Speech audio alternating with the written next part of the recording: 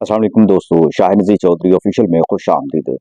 दोस्तों, अपनी पहली वीडियोस में भी मैंने इस बात का बड़ा जिक्र किया है और आप अच्छी तरह जानते हैं, जो राह सलूक के मुसाफिर हैं, जिनका ईमान अल्लाह की ज़ात पर बड़ा मजबूत है, वो अच्छी तरह जानते हैं कि जिक्र अज़कार करने वाले को अल्लाह कभी तनहा नहीं छोड़ता, नाउम्मीद नहीं मारता और उसकी उम्मीद को पूरा करता है और उसकी तन्हाई को भी दूर करता है। मुश्किलात में फंस जाए तो उसको मुश्किलात में से निकाल देता है, चाहे वो मुसीबत कैसी हो, जिस्मानी हो, रूहानी हो, माली हो, कैसी भी। लेकिन इसका सिर्फ इस बात पर इन्हिसार होता है कि जिक्र करने वाला कितना खालिस होता है, कितना मुखलिस होता है, उसका तवक्कुल अल्लाह की ज़ात पर कितना ज़्यादा होता है। आज आपको मैं एक ऐसा ज़िक्र बताने लगा हूँ जो बिल्कुल आज़मूदा है और बड़ी मुश्किलात के दौरान भी मैंने उस ज़िक्र के ज़रिए से अपनी मुश्किलात को हल किया है। सर्दियों के दिन थे, मैं सियालकोट में एक शादी पर गया हुआ था, रात का वक़्त था, रात की शादी थी। मेरा ये ख़्याल था मोटरवे से मैं वापस आ जाऊँगा। बिल्कुल आपको मैं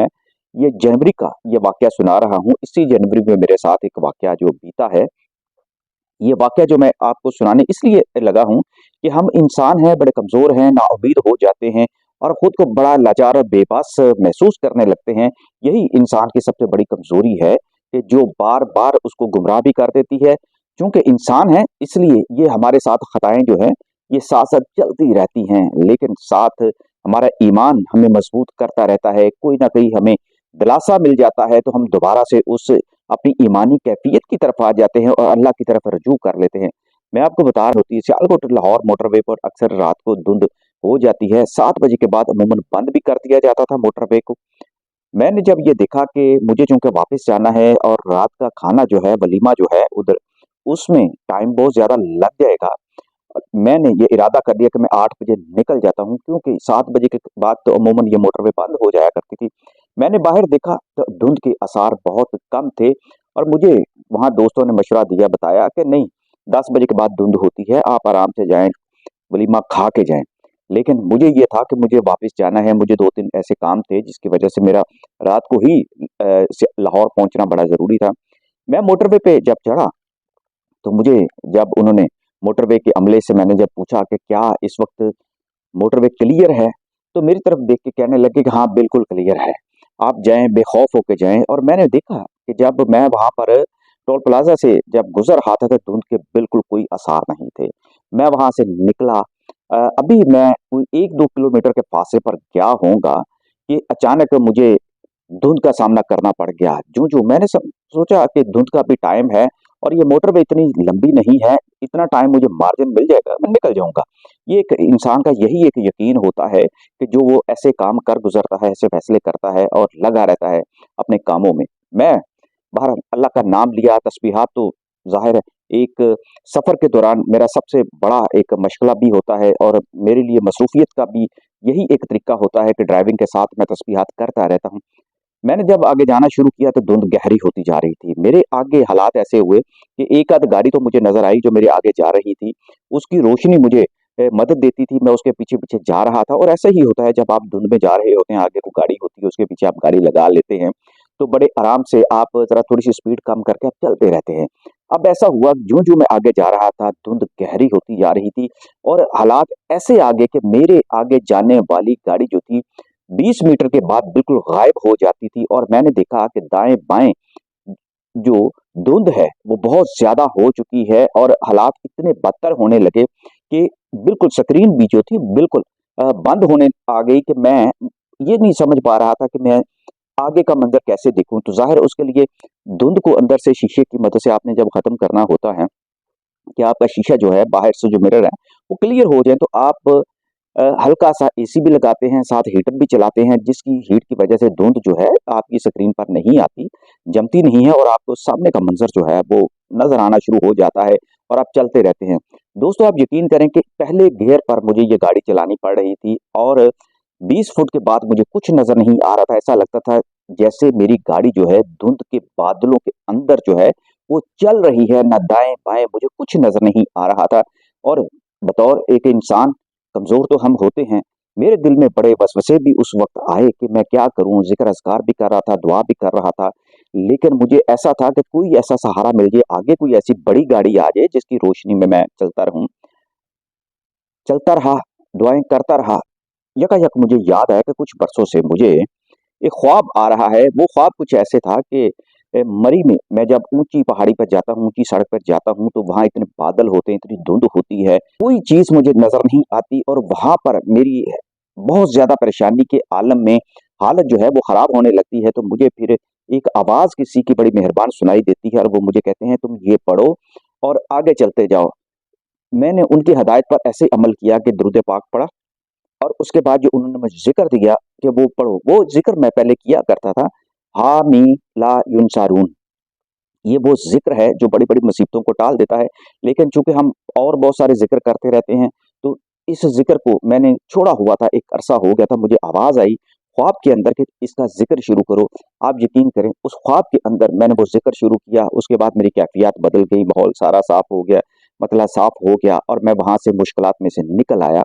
अब ऐसा ही एक मंज़र मुझे ऐसा लग रहा था कि आज मोटरवे पे चलते-चलते गाड़ी में जो मेरे साथ हालात पेश आ रहे हैं, ये बिल्कुल वैसे ही हैं जैसे मरी में मैंने ख्वाब के अंदर ये देखा था कि मरी में मेरे साथ ऐसे मसाइब थे, तो बिल्कुल वैसा ही एक माहौल था और बिल्कुल मेरे एहसासात जो थे वो बिल्कुल मुंजमद होना शुरू हो गए थे क्योंकि बाहर भी सर्दी थी शदीद धुंध और अंदर एसी लगाने की वजह से अंदर भी शदीद सर्दी हो गई थी। तो बड़ी एक मेरी एक मरने वाली आप समझ लें कि एक हालत थी। इसी दौरान फिर मैंने हामी ला युनसारून ये मैंने ज़िक्र करना शुरू कर दिया। दुरूद पाक पढ़ने के बाद मैंने कसरत के साथ पढ़ना शुरू कर दिया और आप यकीन करें कि कुछ देर के बाद ऐसा हुआ कि मुझे एक गाड़ी आगे जाती हुई एक मिली, मैं उसके पीछे-पीछे गाड़ी को चलाता रहा, दूसरे गियर में गाड़ी डालने का मौका मिल गया। लेकिन वो गाड़ी भी फिर आगे जाकर अचानक गायब हो गई। धुंध चूँकि बहुत मुतवातर थी और बड़ी शदीद किस्म की धुंध थी और ऐसी धुंध में तो मोटरवे बिल्कुल बंद कर दी जाती है, लेकिन मैं हैरान था कि मोटरवे बंद क्यों नहीं की गई और कैसे इन्होंने हमें मोटरवे के ऊपर चढ़ने दिया। ये सारे महसूसात भी थे, सारी बातें साथ-साथ हो रही थी और मैंने ऊँची आवाज़ में हामीम ला युनसारून, हामीम ला युनसारून मैंने पढ़ना शुरू कर दिया और आप यकीन करें अल्लाह की मेहरबानी से अल्लाह ने मुझ पर रहम किया और मेरी वो जो कैफियत थी वो आहिस्ता-आहिस्ता बदलना शुरू हो गई। मेरे जिस्म के अंदर हरारत आना शुरू हो गई। ऐसे लगे जैसे मैं ज़िंदगी की तरफ वापस लौटने लगा हूँ और तकरीबन कोई 5 या 10 मिनट गुज़रे होंगे कि आगे सड़क आहिस्ता-आहिस्ता क्लियर होना शुरू हो गई और फिर वो मरहला आ गया, वो वक़्त आ गया कि आगे बिल्कुल सारी की सारी मोटर वे जो थी सियालकोट टू लाहौर जो थी बिल्कुल क्लियर थी और मैं 120 की स्पीड पर फिर वहां से फिर मैं लाहौर पहुंचा और मैं बड़ा हैरान था। अगले दिन मैंने अपने जो मोटरवे के जो मेरे दोस्त थे डीएसपी साहब, मैंने उनको फ़ोन किया कि आप की जो मोटरवे थी सियालकोट वाली, आप जब मोटरवे को बंद क्यों नहीं करते जब धुंध का टाइम हो जाता है। तो उनके मुताबिक जब मैंने सारी तफसीलात ली तो पता ये चला, वो कहने लगे कि कल रात तो हमारे धुंध थी नहीं, कोई धुंध नहीं थी, बिल्कुल मोटरवे हमारी क्लियर थी, हमने बंद भी नहीं की और ऐसा कोई हमने देखा नहीं सीन कि मोटरवे बंद हुई थी। मैं खामोश हो गया कि ये इसमें अल्लाह की मशीयत थी, अल्लाह की रज़ा थी, अल्लाह की कोई हिकमत ऐसी थी जो हम जैसे नादान लोग नहीं समझ सकते। लेकिन इस ज़िक्र की फ़ज़ीलत मुझ पर अयां करनी थी और फिर इस ज़िक्र को पढ़ने का मुझे मौका देना था। ख्वाब भी सच्चे होते हैं, ख्वाब के अंदर इशारे मिल जाते हैं और फिर ऐसे वज़ाइफ जो है बाज़ का ज़िंदगी बदल भी देते हैं। दोस्तों, हामी ला युनसारून के जो फ़ज़ीलत हैं, जो मैंने अब तक पढ़े हुए हैं, जो मैं जानता हूँ मुख़्तलिफ़ अहबाब से, जो अहले ज़िक्र में से हैं और अहले वज़ाइफ में से हैं, बड़े मुत्तक़ी और बड़े परहेज़गार हैं, उनके ये अज़मूदा जो वज़ाइफ में से एक अज़मूदा वज़ीफ़ा है, आपको ज़िंदगी में जो भी मुश्किलात पेश आती हैं, उसके लिए एक बेहतर ज़िक्र के तौर पर आप करें। रसूल करीम सल्लल्लाहु अलैहि वसल्लम ने ग़ज़वा खंदक के दौरान अपने सहाबा से उन मुश्किलात के दौरान हामी ला युनसारून पढ़ने का हुक्म दिया था और उसके बाद जो आपके ऊपर जो दुनियावी मसाइल उस वक़्त पैदा हो रहे थे, जंगी हालात जो पैदा हो रहे थे, वो सारे के सारे उनमें से मुश्किलात जो थी वो टली। अल्लाह के हुक्म से सारे सहाबा जो है महफूज़ रहे और दुश्मन पर उन्हें फ़तह हासिल हुई। दोस्तों, हामी ला युनसरून आपकी जिस्मानी बीमारियों की जो दुश्मन की तरह हमें चाट रही होती हैं, ऐसा ज़िक्र करने वाली मुश्किलात में से निकल जाते हैं, वो माली हों, जिस्मानी हो, रूहानी हो, कैंसर के मर्ज़ में मुब्तला लोग हों या किडनीज़ की प्रॉब्लम्स में हों, लिवर की प्रॉब्लम्स में हों, ऐसा कोई भी जो मैंने सुना है, जो मैंने पढ़ा है, वो बात तो अपनी जगह, लेकिन मैंने इसको आज़मा के भी देखा और मुख्तलिफ अहबाब और दोस्तों के साथ ये ज़िक्र जो है वो शेयर भी किया है,